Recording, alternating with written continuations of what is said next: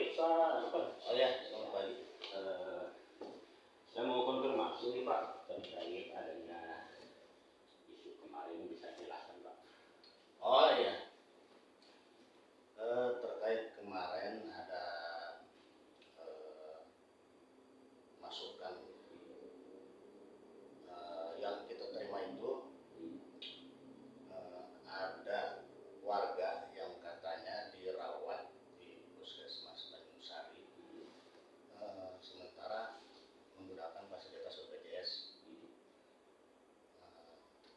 mengeluh dengan alasan BPJS bayar. Seperti itu. Sebenarnya begini, setiap pasien BPJS itu dari pertama masuk sampai pulang itu sama sekali tidak dipungut biaya. Itu yang sebenarnya. Terkait dengan warga menyatakan bahwa katanya bayar itu, jadi pasien itu kan diperiksa oleh dokter yang bertanggung jawab untuk memeriksa pasien sampai pasien itu bisa sembuh, diharapkan bisa sembuh. Jangan sampai pasien itu dirujuk, diusahakan kan, karena pasien sendiri merasa repot kalau dirujuk gitu. Nah begini, jadi puskesmas itu kan paskes tingkat 1 ya. Beda dengan paskes tingkat 2 seperti rumah sakit gitu. Jadi di paskes tingkat 1 itu walaupun memang rawat inap, tapi obat-obatan yang di cover oleh BPJS itu kan terbatas. Tidak ada obat-obat suntik, tidak ada obat-obat Korea. Kemudian ada obat-obatan yang memang disediakan oleh BPJS yang ada di puskesmas itu lebih mengarah ke obat-obat sifatnya oral atau yang diminum. Ya. Sementara dokter yang memeriksa itu kan ingin memberikan pengobatan yang optimal. Nah, jadi dokter sendiri dengan alasan itu menawarkan. Jadi obat jadi kata dokter, sebagaimana saya tahu di rumah sakit itu obat pasien yang dirawat itu bisa digunakan ditambah dengan obat-obat suntik, obat-obat injeksi, gitu kan.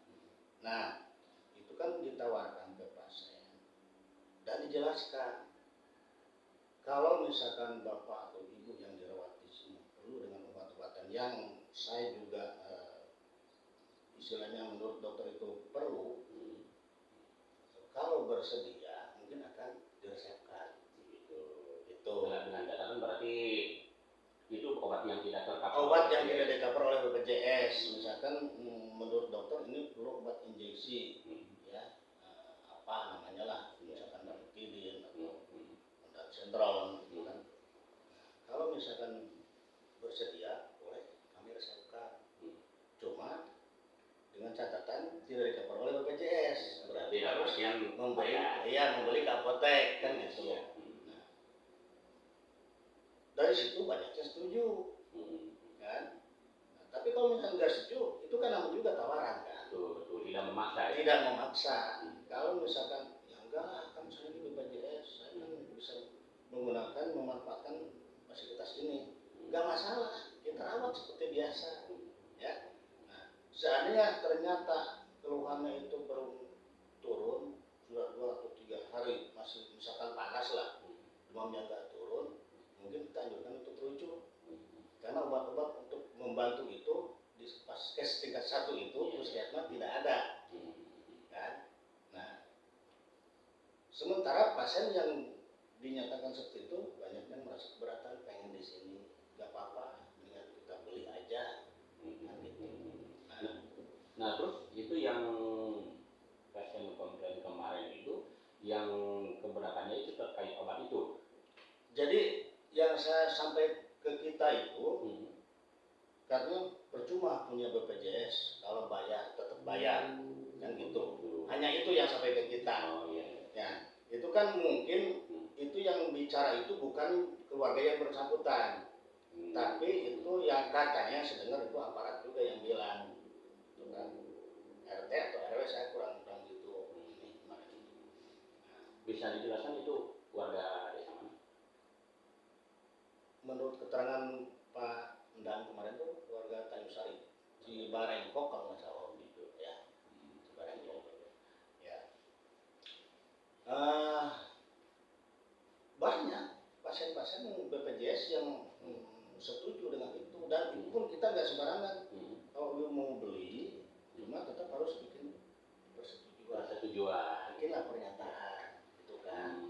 Nah, sampai dia tanda tangan, dibaca dulu, tanda tangan. Ya prosedural lagi. Ya prosedural, jadi jangan sampai ada kesan bahwa BPJS bayar, terus itu dipaksa oleh puskesmas, kan gitu.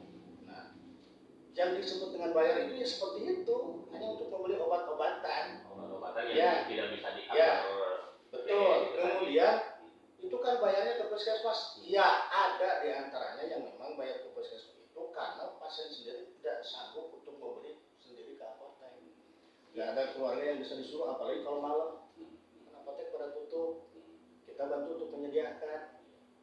Itu sebenarnya. Nah, dan itu pun sekali lagi tidak ada unsur paksaan atau dianjurkan pun sebenarnya tidak, cuma ditawarkan. Ditawarkan, yang ditawarkan boleh menolak, boleh. Kan begitu. So, itu pun kan untuk kepentingan pasien Untuk sendiri. kepentingan pasien sendiri, gitu kan. Sering kali pasien yang tidak ada perkembangan karena obat-obatan kita terbatas, kita rujuk keberatan, kan gitu. Keberatan. Kalau bisa usahain di sini.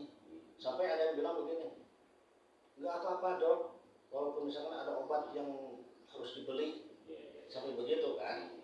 Nah, kan dokter mungkin secara manusiawi